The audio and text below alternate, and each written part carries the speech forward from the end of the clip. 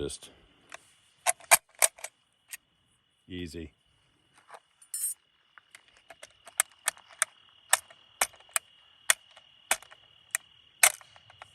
Why is that so hard?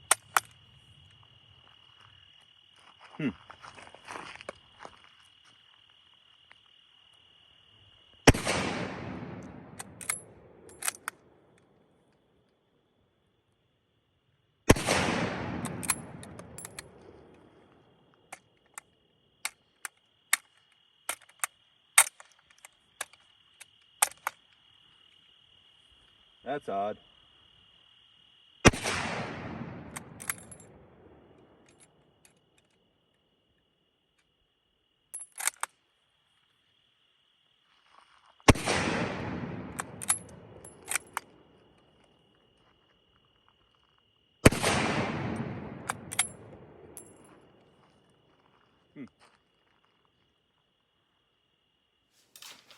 You saw we were having some trouble with this one shooting it. It was having a hard time feeding.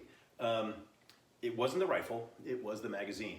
Anytime you're having feeding trouble, especially with a surplus gun, and especially with semi-autos, whether it's a handgun or a long gun, if you're having feeding trouble, 9 times out of 10, it is the magazine, not the rifle, not the gun. As it was with this one, the lips were bent, we got it back to the shop, got it straightened out. It's feeding fine now. But like I said, if you're having feeding trouble, look to the magazine before you start taking apart the rifle, before you look at it anywhere else. Check the magazine first. As you saw in that video, this gun did not want to feed. What it was a problem not with the rifle itself, was with the lips here on the top of the magazine. Brought it back to the shop, adjusted the lips, so now the cartridges sit in there a little better. I'll show you how it works now. We got 5 rounds. We'll load that into the magazine. Yes, I just loaded live ammo into the rifle. Don't try this at home, kids. I'm a professional gunsmith and an amateur gynecologist. So now it feeds much better. Feeds, and that's the way it's supposed to be. This is at Lee-Enfield, the #1 Mark III. Similar to that #1 Mark IV that we looked at in a previous video, but it's quite a bit different actually. It looks the same here through the magazine. The magazines will not swap. You can't take a #1 Mark III magazine and put it into a #4 Mark I. They will not fit. They do look very similar. They load very similar. Again, they take that same 5-round clip is loaded into this charger bridge, and then this shoved down into the magazine. So you load 5 rounds at a time. This magazine will hold 10 rounds, but the British did not issue this as a rifle with removable magazine. Even though it comes right out, but they only issued one magazine per rifle, and then you had all these charger clips or loading clips, depending on your terminology, and they would issue all these clips instead of additional magazines. So you had the one magazine with your rifle, and you just fed it. As the magazine went empty, you would refeed it with the stripper clips. Again, it's a bolt-action rifle. It's a cock-on closing. You feel that spring, you're cocking that spring pressure as you close the bolt. The big knock on on the Lee-Enfield is the bolt. If you look back here, these are your locking lugs. They're way here at the back of the bolt. Where that Mauser action, we lock at the front of the bolt. Much stronger action. People go, oh, that Mauser action, it's much, much stronger. There's a reason for that. It is much stronger. These locking lugs are way back here towards the end of the bolt. With a high pressure round, you'd get a little flex, you'd get a little compression, you'd get some movement back there at the bolt. It just doesn't lock up as tight, as solid at the front of the bolt, where all your pressure is. But you cannot deny the ability, durability, reliability of this rifle. It may have a weak bolt compared to the Mauser, but it's not a weak bolt. Let's put it that way.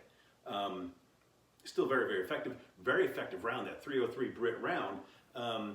If you look at the British, when they did all of their safari hunting in Africa, many of them used a 303 round. So this round I mean, these are obviously the ball, the pointed tip, the spitzer.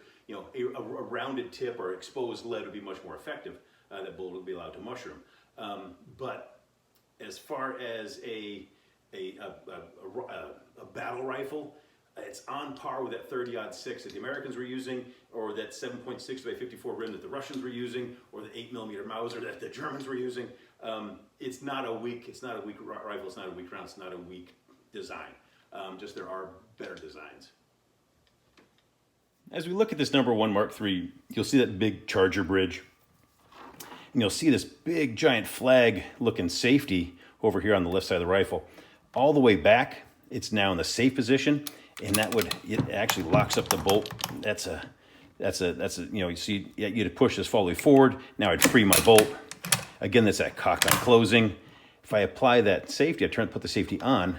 Now it's a trigger disconnect. I move the safety forward. Now I'm able to fire that 303. If you pick one of these up, you're looking at it, it's a surplus gun. You want to take a look at a rifle, maybe to purchase it, and it's a #1 Mark III, and you're going to see this trigger. It's all over the place. Is there something wrong with my trigger? This thing it's sloppy as hell. It moves all over the place. This can't be right. It's not normal. Well, that's the way they are. That is normal. Once this is cocked, now that trigger, it's actually not a bad trigger. It's not a great trigger. It's not a target rifle. Besides, you don't have target. You have these horrible sights halfway up the barrel that are adjustable sights here. It's not going to be a target rifle. That little tiny notch in the back isn't going to get you much for shooting. Remember, this is going back. This design goes back, World War I style. And that #4 Mark I, we move the sights all the way back to the rear of the receiver. Huge improvement with that peep sight for the #1 Mark IV, or #4 Mark I rather. This one, not nearly as nice a sight. It's not nearly as nice to shoot. But it is still a great, proven battle rifle. Very durable, very reliable, unbeatable battle rifle. Let's take a look at some of the markings here on the side. You'll see the crown and the GR. That was for King George. It says BSA. That's a British Small Arms Company. The date 1940. Then it says Short Lee-Enfield No. 3. Now, the thing that's kind of curious is that Short Lee-Enfield nomenclature was dropped in 1926, but this is dated 1940. So my theory is what happened was after Dunkirk, the British Army the military needed any kind of weapon they get their hands on. This was probably an old receiver left over from, God knows how old, when this was left over from. And then in 1940, they needed a new receiver. It was we need any kind of weapon we can. They threw parts together for the war effort. They just threw these guns together. That's why this receiver was stamped, that Short Lee-Enfield, and then they just stamped the 1940 onto it and threw it into production because it was needed to go fight the Hun. The #1 Mark III. This is that British rifle that you see. The Tommies using in World War I. You see them, they'll have it slung over their shoulder, or you see the guys in the trenches of World War I. And this is the rifle they're carrying. I like this. I like this front end. It's the sight, the bayonet lug at the mount.